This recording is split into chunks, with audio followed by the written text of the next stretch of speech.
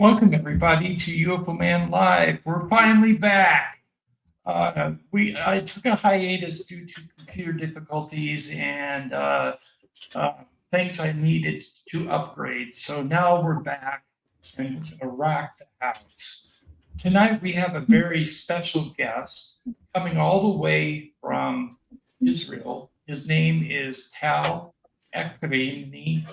Ekrony. I don't know if I'm saying it right, but I'm Never trying. mind. It's fine. He is the CEO of MUFON Israel. So please welcome Tal to our panel. Welcome. I'm so glad to have you. Happy to be here. I want to welcome everybody in the chat room who is watching tonight, and I also want to welcome everybody who's watching online as well. Thank you for coming this evening, and we hope we can entertain you and also give you some very good information. All right, Tal, I'm going to ask you a question here. What was it that inspired you to create MUFON in Israel? And can you tell us a little bit about your background in getting to where you are now? Actually, as far as I remember, and I believe that many of us that are here started ufology in a way as kids. I always looked at the skies, looking for maybe I'll be lucky and I'll see a UFO. I opened a notebook with articles that I found on all kinds of newspapers, and I had to cut them down and glue them. As a child, it was almost 50 years ago, and I had a notebook of UFOs, of articles and cases that were published all over the world. So since I was a child, I looked at the skies. And a few years ago, I was following MUFON. MUFON, in general, produced ancient aliens for many, many years. And I saw one of the episodes, and I saw that the investigator was from Arizona. So there was investigator of Arizona, Tim Curry, and he was giving some details. 10 minutes after that, there was a director of MUFON in New York. A few minutes ago after that, another director from another state. And I said, excuse me for the language, but what the fuck is MUFON? So I went to the internet and I saw that MUFON is the largest organization in the world, independent, non-profitable, not connected to any government or private sector. And I said, this is where I want to be. I want to be part of MUFON International. So I tried to contact them. It was a little bit difficult. In the website, there was a person that was 17 years before that, the head of MUFON Israel. I reached him. He said, look, the branch is not working. At the top, we had 70 members. And well, what do you want to do with it? So I asked, well, can you recommend me to MUFON International? So he did. We were 4 members that were registered in MUFON International. And after a month, I got promoted, let's say. But then I was a king without a kingdom. I had no people or friends that helped me. We had nothing, really nothing. So what I did, because the whole idea was to translate and choose the material for the Israeli people. Most of us speaks English and Hebrew, but some of them are not so well. So we needed to translate everything from English or Spanish or Russian into Hebrew. So it's a double work, let's say. And every night I used to sit next to the computer, find something interesting, either crop circling or cattle mutilation or special sightings or UFO or UMO. and translating at least, in few sentences, what is going to be on the video, and publicize it on the MUFON Israel group. Then we opened a page and a YouTube channel and an internet site, and started passing lectures person to person in all kinds of small groups. Now the group on Facebook consists of more than 4,000 members, and we are growing up. Wonderful. Congratulations. Yeah, Polly, I'm gonna every day. Polly, I'm gonna start with you for your first question. Hi, guys. Hi, everyone. Thank you for being here. Well, I've known Tal for years now. I've been contributing to the MUFON page for years now, as well as I do to other Facebook serious pages. So our work started together also a few years ago. It's been very interesting trying to combine the work that I'm doing out abroad and the work that I'm doing here in Israel. I thought it was very interesting to bring Tal to tell us, about the phenomenon in Israel, just because we don't hear about it. Even here in Israel, we don't hear about it. We have in the MUFON page people, sharing sightings and everything, but still everything stays there. We are also under kind of a very, our intelligence here is huge. So trying to find here information is pretty complicated. It's not like, we have lots of incidents or something. Maybe 3, 4 happened in Israel, and that's it, as Tal said. So I would like you, Tal, to start maybe by telling us about your own experiences. How was that related, like to aliens for you when this started? The whole subject in Israel, it's difficult for itself, because everything belongs to the government. The sky belongs to the Air Force.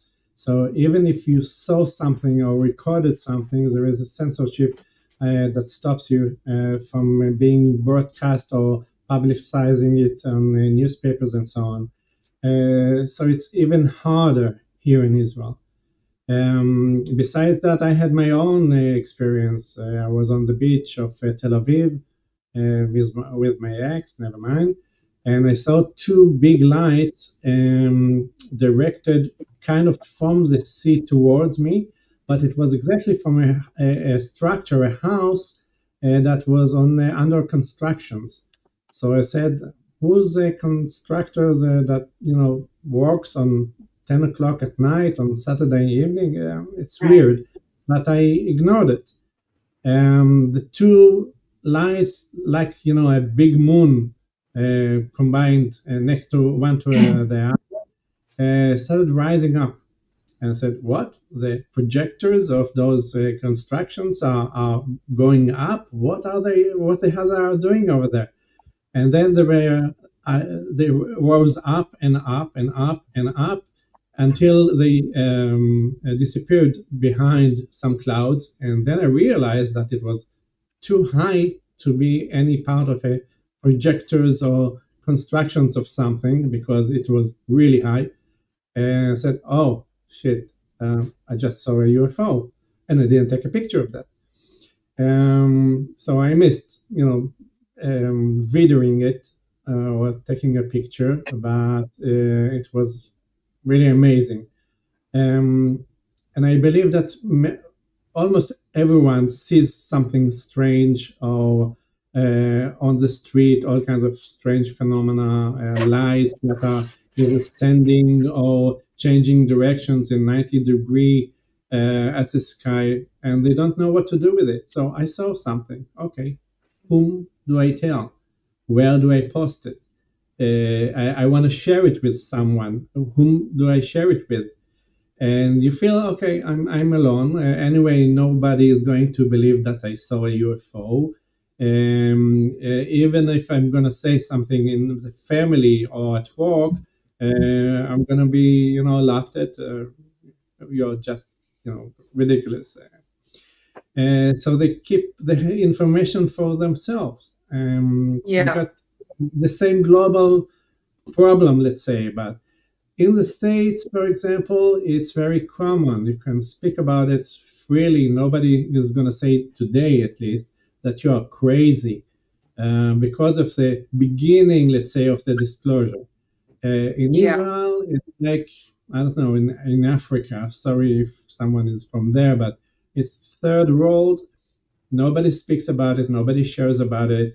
I told it to a friend and said, wow, 20 years ago, we had a UFO hovering over our pool in the backyard in England. And my father and my sisters, everyone came out because the light was so bright during the evening. And my father swore us that nobody is going to talk about it ever. Yeah. And that was the attitude, and we want to change that attitude. We want people to be open-minded and free to speak about it, and not be afraid to speak about it and share it. And I think the unity of people all over the world, and that's part of what Team Host and Odessa and Polly, of course, are doing, is globalization of that subject. Okay. And we want people to be enough confident to talk about and share it, because the more information we have, we can compare things and know if it's Exactly. authentic or not authentic. Exactly, and that's exactly what we are doing here in the UFO Man. We talk about our experiences and we share them in order for our community to try to understand this issue, this phenomenon, right? Now, over than the sightings, I know you have had like marks on your body. You want to talk about it? Maybe you had 2 incidents. Actually, I had 3 incidents already. Yeah. The first question is, what do you do when you get up in the morning? You go to the toilet, you're going to brush your teeth, and on the mirror, just in front of you, you see marks on your body. The first marks that I didn't find the picture that I took were like a big glass, okay, sign like I slept overnight. That's the second one, okay, the fingerprints. And there is another one where on the back. The question is exactly. That was fine with my current girlfriend on my back. It's a little bit bigger. It's the size of a small cup. Nos, I need you And to watch on these marks and try to tell us what's going on, if you can recognize them, maybe. And the question is, what do you do when you find marks on your body in the morning, when you know that you slept, especially on winter, with a fluffy, big blanket, and you didn't sleep on a cup? Or what is it? So the first thing that I did, of course, as you see, I took the pictures because nobody's going to believe me afterwards. Right. Yeah. Got evidence. But what was it? Where did it come from? Where I adopted during the night and I struggled, and someone or something or some alien or whatever tried to push me down to the bed or to the bucket. Or, I don't know.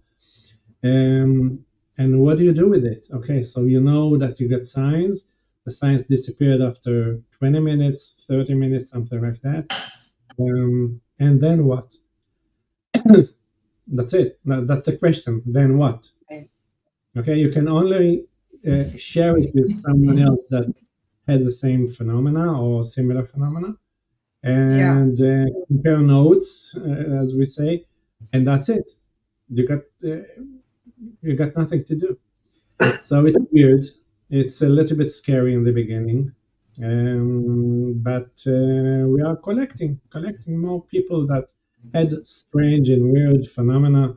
Um, I know personally 2 persons that had all kinds of weird visions, and under hypnosis, they found out that they were abducted, and one of them wrote a book.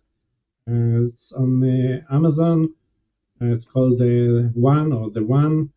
Yeah, Yogi Ronan. Yeah, Yossi Ronan, exactly. Joseph Ronan. So those are the marks. What do I do with it? Do you remember any kind of pain or any kind of like lucid dream or something before you had these marks? No, nothing. Nothing. No pain, no dreams. I rarely remember any dreams that I dream. Hopefully my brain works enough to dream, but I don't remember anything in the morning. That's it. What about the mark on the door? The mark on the door, it's an interesting story. Tim, if you can show it. Yeah. Two pictures as far as I remember. And that's the second one. That's when I turned it. Okay, this is how I found it. Okay. It was a new door to the terrace. Okay, the whole building was under construction. We added another room and a terrace. And one winter morning, inside the living room it's warm, outside it's cold because it's winter, and I found that. When you twist it on the side, you see three circles, and inside each one of them are 3 circles, and something that looks like alien figure, something. Kind of a That humanoid. happened 2 years in a row on the same month. That was very interesting. On the same month, few days different. And what the first thing you want to check out what could it be. So I got in touch with a person that put the that window as part of the constructions, and I asked him, could it be that there is a stamp of, I don't know, either glue or a vacuum that takes those glasses and put them all kinds of layers? So could it be that you use 3 vacuums on one side? And he said, look, as far as I know, the answer is no, because there are 2 systems, either one big vacuum that holds the glass in the middle, either that, or there is another system, 2 vacuum pumps, one at the lower upper and the other on the lower glass. There is no sense of putting 3 on one side because it changes the balance of the glass, and the glass can fall and break. So it's not from the manufacturers. Is it a sign? And it came a year after that, on the same month, another sign. Is it a sign that someone is watching me or giving me any, I don't know, validity to the work that I do? I don't know. But I decided to investigate those specific signs, the circles. And after 6 months that I collected material all over the world, and I came out with a lecture.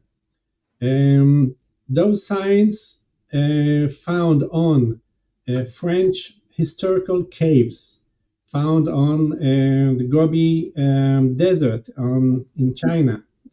Even in Israel, there is a place with 3 circles, one on top of the other, and all kinds of other places all over the world. They believe, or whoever made it or found it, that are signs of Probably the interstellar stars of Sirius. So, which is the closest actually to Earth. The question is it a sign from Sirius? Are there aliens around us that wanted, to say hi? I don't know, but Was this close? Was this close to your to the marks on your body when it happens? Was No. about the same time? No. Not at all. Interesting. Let's say, I believe many of us having all kinds of weird experiences. The message that I'm trying to say is don't be afraid of it. Share, talk about it, because other people have the same or similar experiences. And our strength is our unity. Okay, the more we're going to be in that particular cases, the stronger we're gonna have the time, the effort, the solidarity, and the support that we can give to people that really scare and afraid of those phenomena. Yes. Okay, Now, we have a possible question. Odessa. Well, it's not really a question, just more of an observation of what's going on in the chat. So there's that cave in Texas, and one of our viewers actually saw that same symbol in a cave in Texas, with the exception or the difference of the arms being raised towards the circle. So, and knowing that that's also happened in France and in China, and the Gobi Desert, like it's very interesting that would randomly, just show up on your door like that. It makes you kind of wonder why, like, what does this mean? Just thought it was really very cool that someone else in our viewing audience is actually seeing the same symbols. In Texas, I'll write it down. I'll try to look for it. Yeah, absolutely. and some of the hieroglyphics we see all around the world, they hold also these kind of circles. No, so you're thinking too much there. I've actually seen those circles in ancient Vimana carvings in India. So those same circles appear there as well. So, and with the human figure with the arms raised up toward them. So what Second Star Survival was mentioning in the chat about what he saw was actually depicted in ancient Indian carvings surrounding the Vimanic texts. Mm-hmm. So your circles on the door are very amazing in my book. Yeah. So keep that in your archive of data, because I've never seen it anywhere other than your door in modern day. Well, actually, we have another case here. I don't know if Tal knows someone else, but there is our filmmaker, Alan Isaac Rosenfeld. By the way, I put the link about his movie, Aliens in the Promised Land. If you want to know about all the Israeli cases that happened here in Israel, Aliens in the Promised Land is the perfect film by Alan Isaac Rosenfeld. The film is in the chat, the link. And he also had some marks on his door. We will try to bring him for an interview here too, guys. But he's got an interesting story too, the door. Yeah, but so interesting. And anyway, Tal, you have also like an issue with your blood type. Want to tell us about your blood type? Well, actually, I don't want to get into it, but I'm going to raise a question, okay? The reason the whole population of the world got all kinds of blood types, A, B, O, K, Bombay, and some rare other blood types. but all of them are either plus or minus. The plus is that you have a recessive protein that is connected to your blood, and minus is you don't have it. The population of the world consists of, let's say, up to 10% are minus, okay? Meaning you don't have that recessive protein on your blood. The interesting is that nobody knows where that minus, meaning that you don't have that protein, comes from. In Israel, you see you have A plus, A minus, B plus, B minus, and so on. All the minus is between 1 to 4% of the population. In the States, it's between 4 and 12, depends on the blood type, depends on the area, but it's around 10-12% of the population. In Africa, it's 1%. China, 1%. Russia, which is on the east side of the map, is also 1%, but now it's getting interesting. The more you get left when you imagine the map of Europe, and you get to Central Europe and then to West Europe, Spain, Portugal, Italy, France, and so on, the numbers, the percentages are getting higher. And so it starts 1%, Russia, China, okay, it's the same area, and it's rising, 3%, 5%, 12%, until we get to a certain area at the edge and the border of Spain and France, where there is a valley, okay, with around 5 or 7 cities, and the percentages are between, listen, 35% up to 50%, meaning in some cities, 1 out of 2 persons got the negative recessive blood type. How come? Okay, no biologist and so on, nobody got a specific answer. What they found out that when they research bodies, especially bodies that were buried under snow for thousands of years, Alaska and South Pole and so on, they found out that if the body is between or up to 25,000 years ago, it could be either negative type or positive type. If it was more than 25,000 years, only plus type, meaning there were no negative type from 25,000 years and up to date, let's say. That was also very interesting. So one of the assumptions or the theories is that someone made a change in our DNA type around 25 to 30,000 years. Just imagine the number of thousands of years.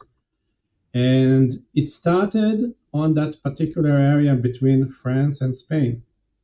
And from there, it spread out to the whole world. That's why we have it more in Europe or West Europe, because it's very close to that area. Okay, it's a Basque area, the Basque, and spread out to the rest of the world. What did you say, sorry?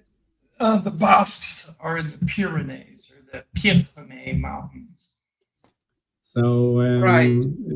That's a blood type issue. We don't want to get any racism or differentiation between person and person. That's why I'm not.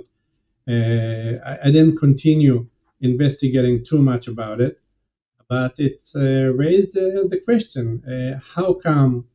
Who made the change? Why did it make the change? Are we kind of a test to someone or any race?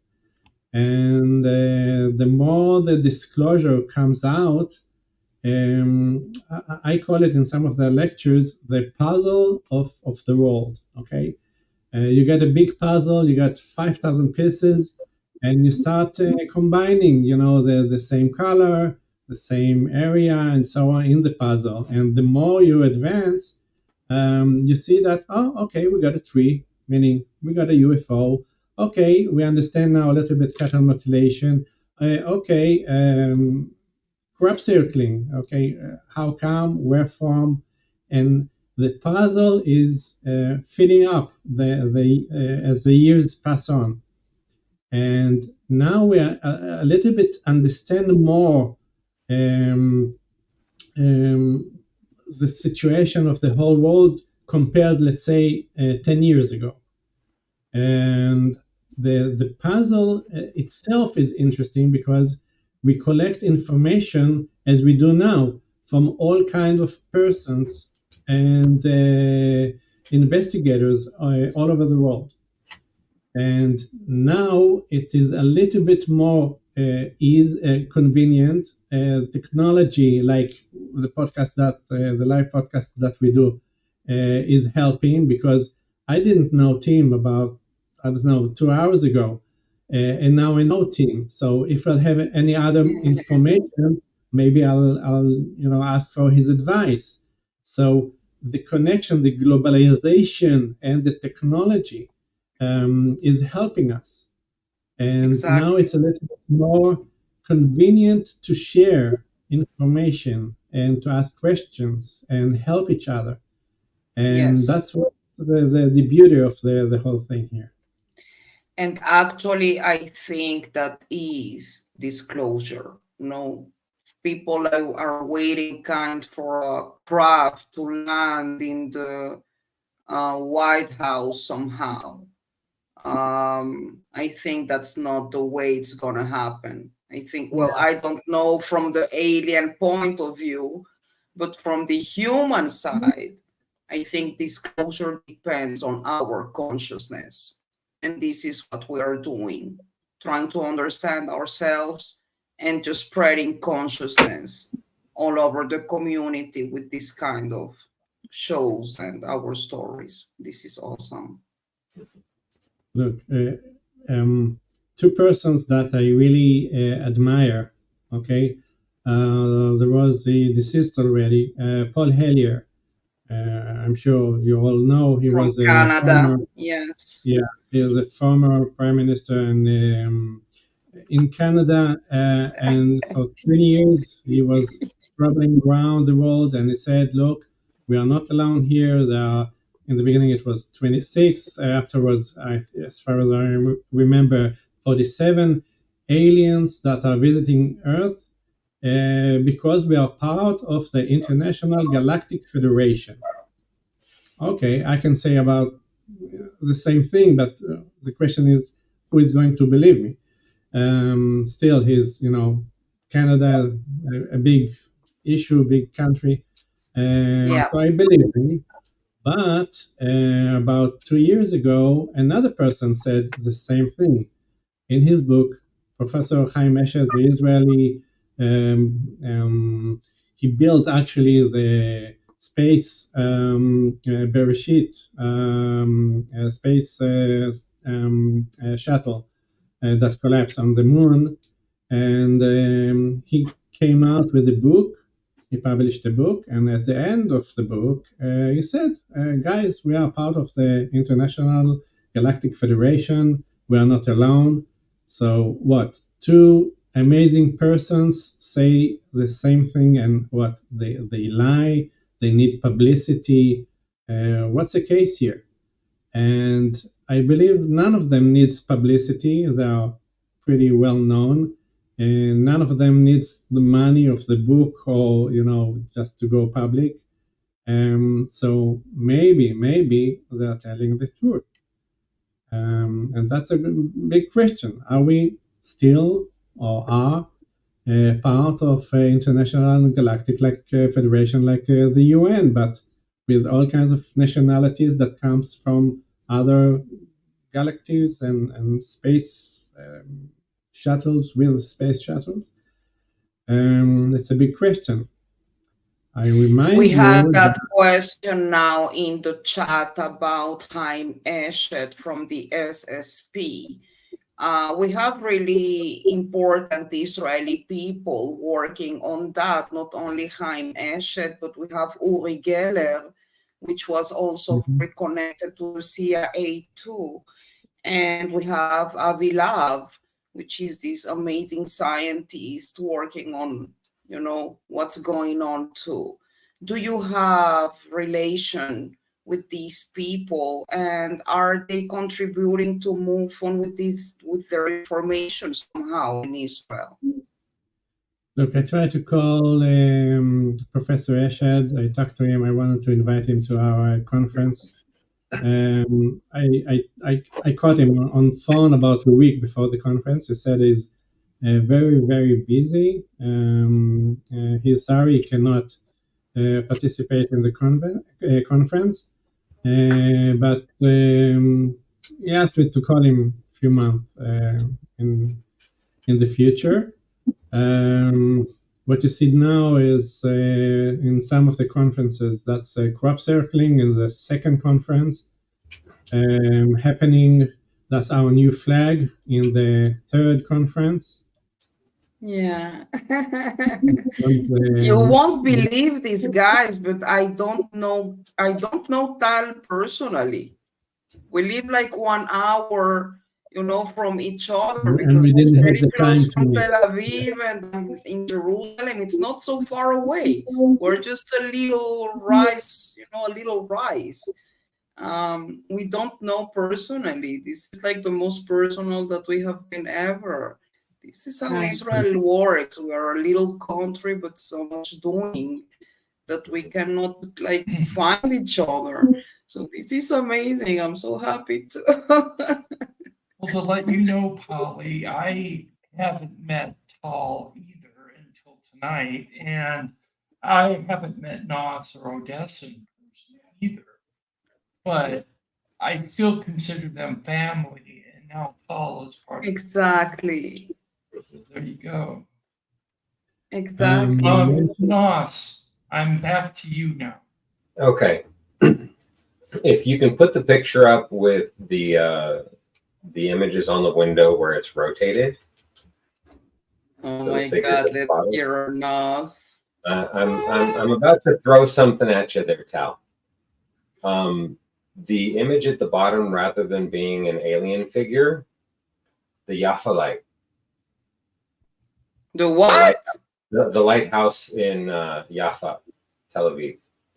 And Oh my the God. circles being overhead representing the star positions in a constellation. And if you figure out where that rotates around from the direction that it would be looking, if you were looking at that lighthouse from the same orientation that it is on the window, then you would find when that constellation is going to come into that alignment behind the lighthouse when you look from that direction. And that's when you should be there. Okay, it's interesting. I'll do it. I travel to Jaffa. Oh, wow. twice a year. Tal, you are going to do it and report. Right. Yeah. It's similar to how the crop circles are used to show star and constellation alignments to delineate different times. It's very similar to that. Absolutely. I could see that. Interesting. Hey, Tal, Thank- can we talk about the stones that you found? Yes. Wow. We have a place in Israel next to Netanya, which is a little bit more familiar. I'll go one step backwards. In Israel, we got 3 hotspots. Okay, one is in the south. The other one is around Jerusalem. And the third one is in the middle of Israel. It's called Kadima. We don't know why exactly those hotspots that shows us all kinds of lights and mysterious UFOs that comes and goes. But in Kadima, there is also a forest. and in some of the cases witnessed, and some of them are managers in MUFON Israel. So during the night, weird lights, and some of them landed, meaning they were descending to the forest, in the area of the forest. No one wanted to get close without any radiation check and EM check and so on, electromagnetic check. So they did it in the morning, and they found in one of the cases weird stones, really big, that size stones. They collected it, and that's one of them. Yeah. And generally, they didn't know it. They didn't do. That's the second one. They didn't do anything about it, and it was up to date. It's in a bucket in a basement. Yeah. Until a friend of mine, which is the doctor, he was on the Weizmann Institute investigating all kinds of other materials, got connected by MUFON, and he decided to take a sample and check what it is, because it's a little bit weird. You find all kinds of weird looking materials after UFO sightings at night. Let's check it out. Yeah. The first material that you showed, it's shiny. Mm-hmm. Okay, that's a small sample of the big one. It looks like metal, but actually it's silicone, 99.9% silicone. It's very light. Okay, it looks heavy, but it's not. It possesses heat or cold, meaning if you put an ice cube on it, the ice cube melts very, very fast compared to an ice cube on the table. And when you hold it afterwards, you see that that stone is freaking cold, very, very cold, because it collected the cold from the ice. Okay. Besides that, it cuts glass. We know that diamond cuts glass because diamond is very, very strong, and that material is probably also very, very strong if it cuts glass. And that was found, but we know that it's 99.9. It's pure silicone. You can make silicone in a lab.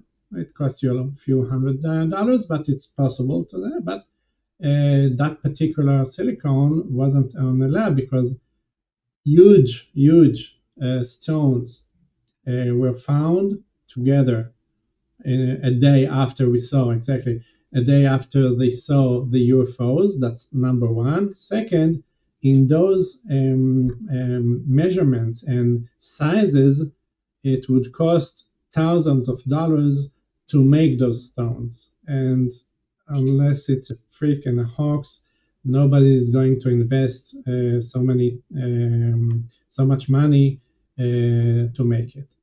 That's number one. The other stone is more interesting. Okay, it's weird. It's brown and greenish. I tried to test it with the EM. The greenish is a little bit more electric, and the brown area is kind of dead. Ultraviolet and other materials didn't affect it, and they decided to cut it and put it in a lab. It was very difficult for them to cut it. Okay, they had to send it to a diamond cutting place, 1 centimeter over 1 centimeter, and he took it to a lab in Jerusalem. They put it in the microscope, digital electric microscope, and they pushed the button, and the computer collapsed. Said, okay, let's restart it. It collapsed the second time. After the third time, he was kicked out of the lab and said, look, we don't want you to come with all kinds of materials that can destroy a multi-million dollars computer. So please do it in another lab. So we went to a second lab. And what happened? Yes, you know, second collapsed, third collapsed, and he was kicked out from there too. And I said, okay, look, I walked in the, he said to himself, I worked in the Weizmann Institute. I know all kinds of labs in Israel. Let's cross the street to the Agriculture Institute that belongs to the University of Jerusalem. And the manager, she's a friend of mine. Maybe she can help me. So he went to her, told her what happened. The first time, the computer collapsed. And then she said to him, you know what, go drink some coffee, come back in about 10, 15 minutes. And when he came back, the computer worked. He was surprised. What did you do that the other two labs didn't do? What happened? Right. And she said, look, each hour of the lab cost 500 shekels.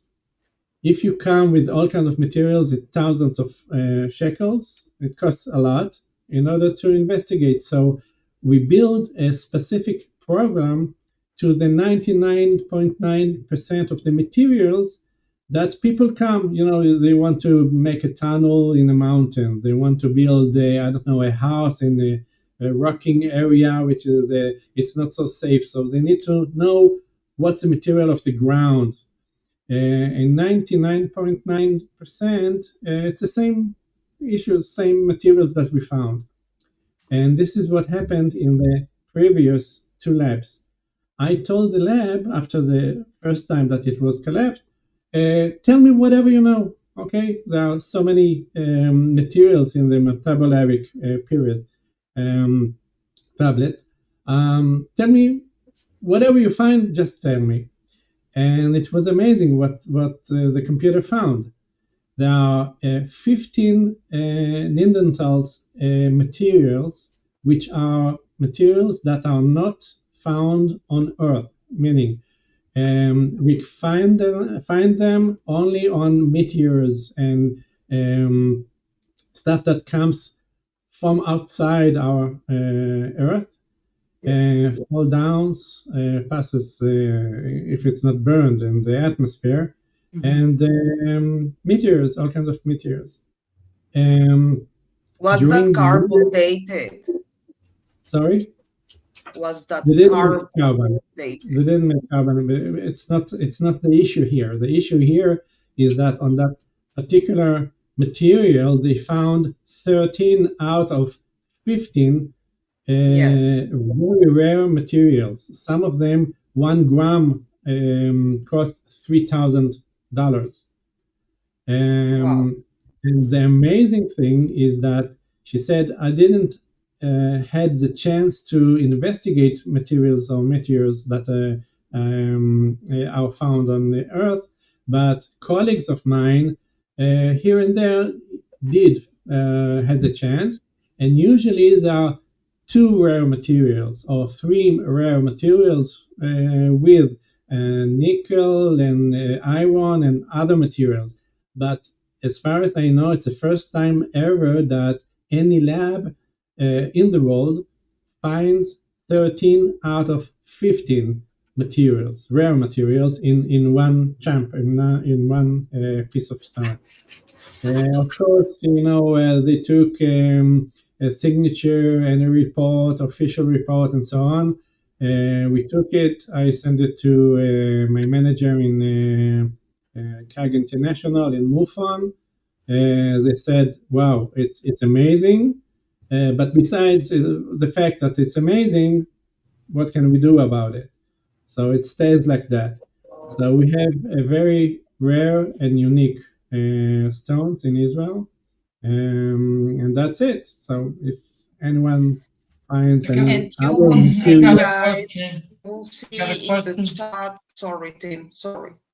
That's okay. Go ahead, Polly.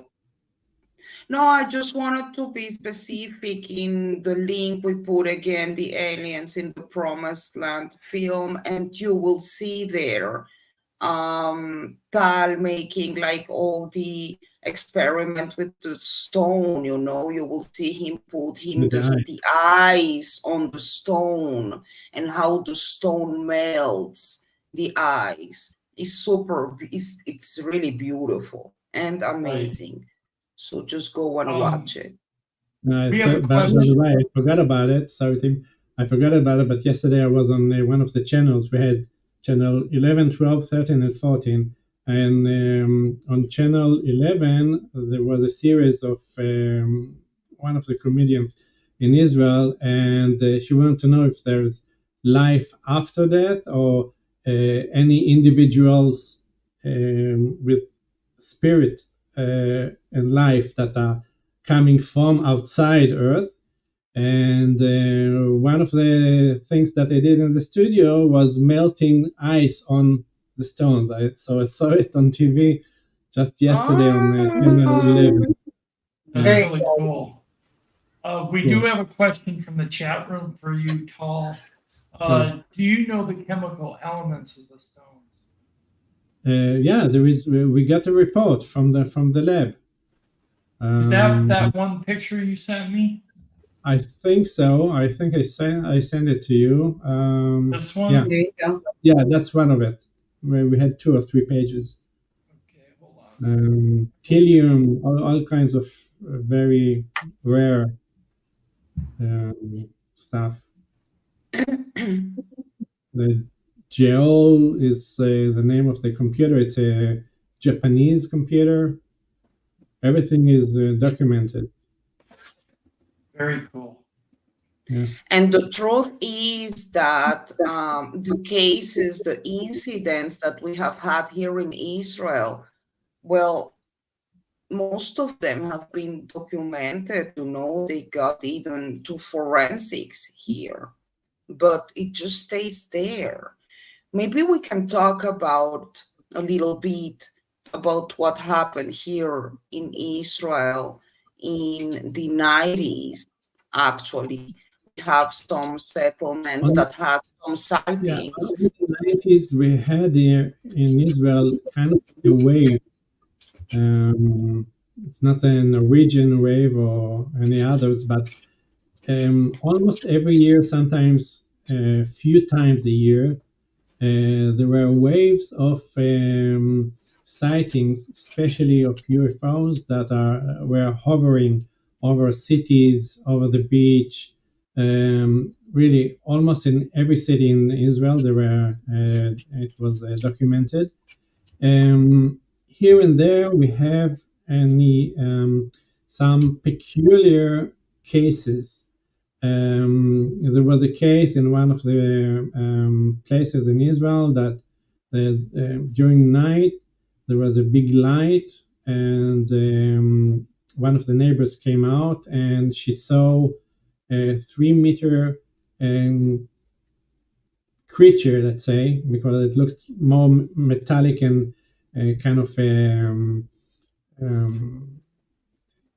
computerized alien, let's say. He was humping, jumping. He was tall, so his legs were big, so every step was in a big distance between the previous one, and he was kind of running through the field, and with bright eyes, and it kind of disappeared. That's kind of like you're talking about Yazidis. Yeah. The Yazid settlement. Yes. Well, there was kind of a big footprint there. There was like a 20 inches. I don't know if it's a big footprint, but it was a huge print. It didn't look like Bigfoot or Yeti or all the other names that we got all over the world. He was more metallic figure. Besides that, he was very heavy because the footprints on the ground were 20 centimeters deep, and they Wow. Yes. had a cast. They made cast of it. Some of the investigators, previous MUFON Israel investigators, had the cast at home. And the peculiar case is that after a few hundred meters, the steps just disappeared in the middle of the field. It's like he was beamed up back to his spacecraft, or I don't know, Yes. just disappeared. And that one of the, let's say, more interesting cases in Israel here, because most of it, as far as we said in the beginning, nobody talks about it, nobody investigates, and so on. And the big cases are being published. About I was Sorry? going to say, what about the really popular sighting of the bright light that came down to the Temple of the Mount and then took off? Which mount? There was a light that Yeah, was there seen is that came this down to the Temple of the orb that Mount. you see, there is this orb in Arabite, that you see the orb going to Arabite and then he goes Okay, up again.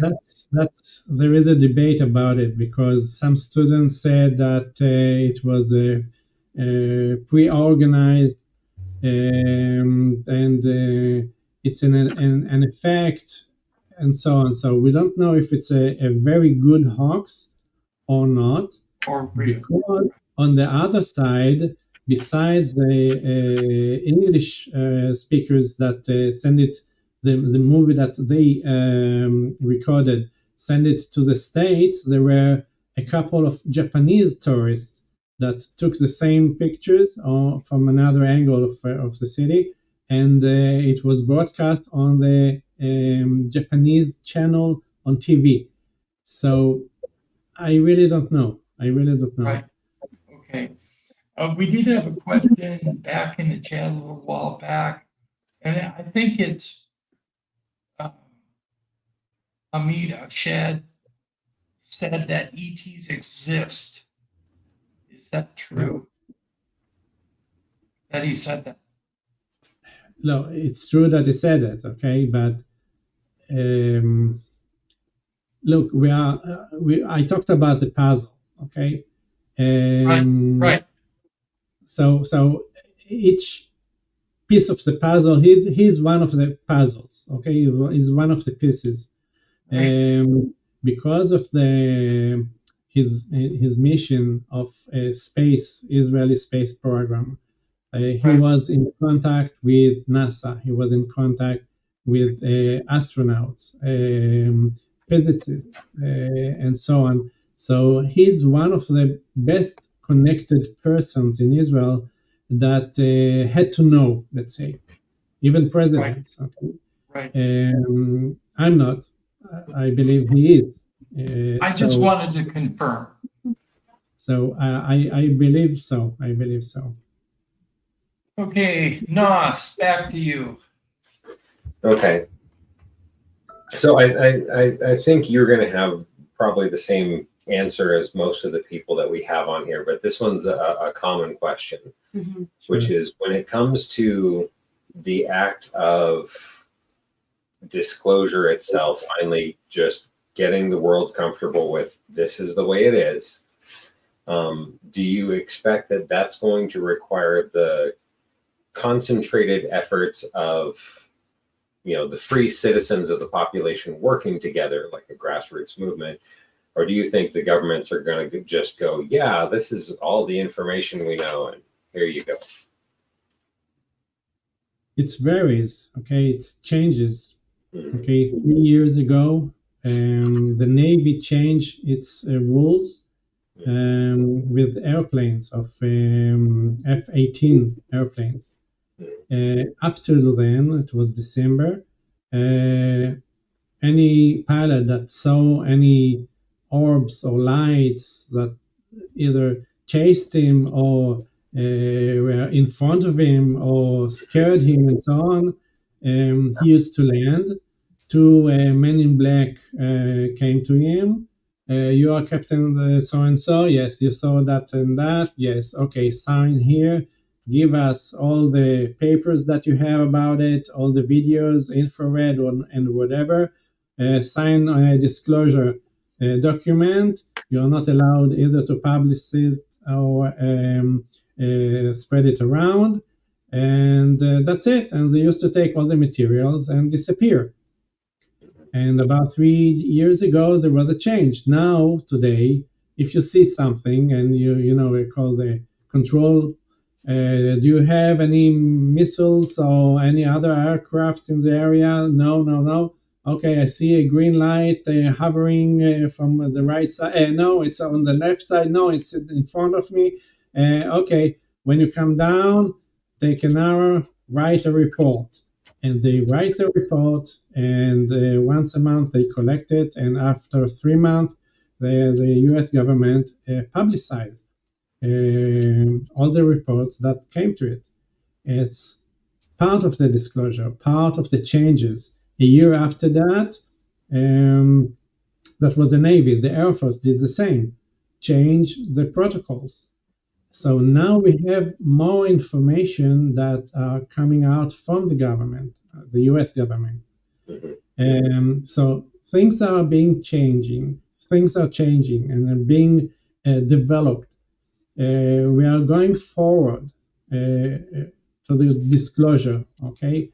Even the testimonials that we had about a year ago in the Senate, and a military intelligent person that you all know stands in a public hearing in front of the women senator, and she asked him, do you know in person about crashes of UFOs?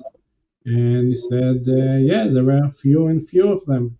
Where the human entity or any entity that drives them, those aircraft, and said, like, some of them automatic, like satellites that we sent, and some of them were entities. Were they human or non-human? And he said, you'll be surprised, but some of them are non-human. And that was a public hearing. Yeah. So what is going on? Is it deliberate issue for the government to kind of give us information, but we as government control the information that we're going to give the public? Right. Or is it a genuine disclosure that public influence and pressure made the government disclose and give us more information? Is it controlled or not controlled? Okay, that's a big question. But I believe it doesn't matter, because we are going forward, we are developing, we are closing and putting more and more pieces of the puzzle. And it doesn't matter if it's Luisa Elizondo or Tim or Polly or Nos or Odessa or me. It doesn't matter, okay? We are growing up, we have more information, we got globalization, we got technology. Even though the AI now it's making us big headaches, because now you see a movie, and even if it's you don't know if it's real or not, it's so real. Yeah, it's a big problem. Yeah. Oh, Odessa, you are beautiful, babe. Okay, so what we're going to do right now is we're going to go down the panel one by one. We're going to take last questions. So Nos, go ahead and give your last shot. Yep. Okay. Let's say that we have ships landing all over the place and delivering the same message that they have delivered around the world, which is, you were put in charge of taking care of the environment. You have failed. Now it's time to choose extinction or getting on board with your obligations. Do you believe the governments will actually listen? Look, all over my life, my entire short life, I always said to my friends, if I had the chance of beam me up, Scotty, yes, just take me up. Yeah. I want to see the universe. I want to see nationalities. I want to see places, and that's me. Is it extension or not? Look, the facts is that from the beginning of the first atomic test that the US made, they are following us.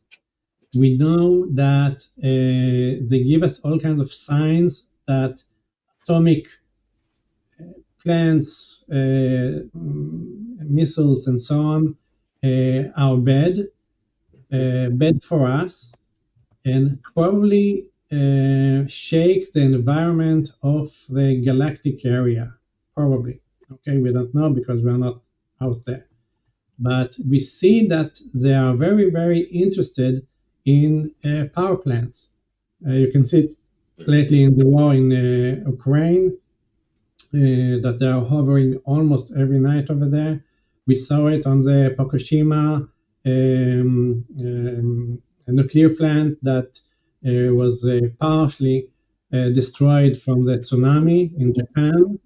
And for 3 nights, there were UFOs hovering and sending kind of beams to cool the reactor. We can see it on the Cold War between Russia and the States, that they shut down a base in the US with 10 missiles, and afterwards they restored the computers and electricity. There was a missile test, actually, that the US made, and the missile blew up. Yep. And it was a test, so there were cameras all around it, and they wanted to see what happened. And what they saw, a UFO, a small orb coming to the missile, and there was kind of a spark, like lightning, from the UFO to the missile, and then the missile blew up. Oh, wow. So they are sending us messages all the time about the dealing and using nuclear energy. If they wanted to blow us up, they could do it, and if they wanted to slave us, they could do it thousands of years ago. Even today, it's like you and an ant, okay, on the floor. You can smash it in a second. You don't do it. Some of the pets that we take care of, cats and dogs, you also, if you want, you can destroy them, kill them. We don't. I believe it's about the same. We are kind of either test, or they're preparing us to a certain point that we can really join the UN Interstellar Galactic Federation. That's what I believe. I don't know why they had to make all kinds of DNA tests over humans through the years. Maybe it's for adjustable breathing or mental or knowledge, because we use 12% of our brain. So maybe to change something so we'll be more adaptable and more suitable for the big change in order to be an official member of the Galactic Federation. Look, there are so many questions, so many ideas and clues that are on the way. But the more pieces of the puzzle that we get, and the more sharing and the more knowledge we're going to find, we're going to see the whole picture. Right. I hope I answered your question. We do have a question from chat. Have you ever known about sightings over the nuclear facilities there over Israel as it has happened in the USA? I recall separate persons, told me about it. Again, everything here in Israel is hush hush. Nobody talks about it. I believe they had and they did and they saw, but no more than that. Well, I wanted to ask you about that. If you were in the Israeli army, did you have sightings during your service? And how much, how is it easier for our army soldiers, you name it, to report these things? Personally, I didn't have any experience during my serving, but in general, all over the world, if you see something, what do? You call 911. Yeah, look, I have a strange light in my backyard. A police comes, and if they decide that they cannot handle it or it's too big or too weird, they call the army. In the States, they call afterwards, if it's really weird, the army calls MUFON, okay, the domestic MUFON chapter.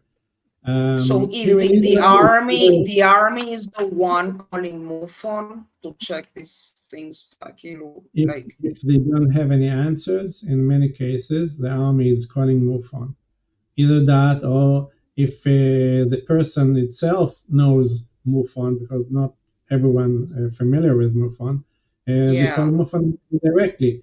But usually, you're in a farm and you see all kinds of flights. Well, maybe it's thieves, maybe it's something else. You don't know what it is. So you call usually the police.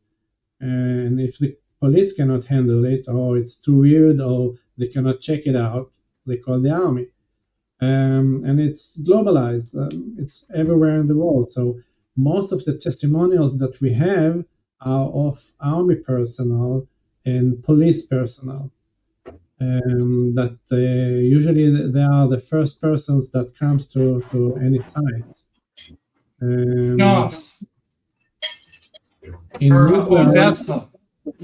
So my question for you is, with all the research and the gathering of materials and the stories that you've heard, what is the one thing that you think you've been able to determine for sure, other than the fact that people really don't want to talk about it because they're afraid of being called crazy, which we all know is a thing that we are concerned about. Yeah. But what is one thing that you could point to after all of the stories you've heard, all the research you've done, even secondhand research that you've read?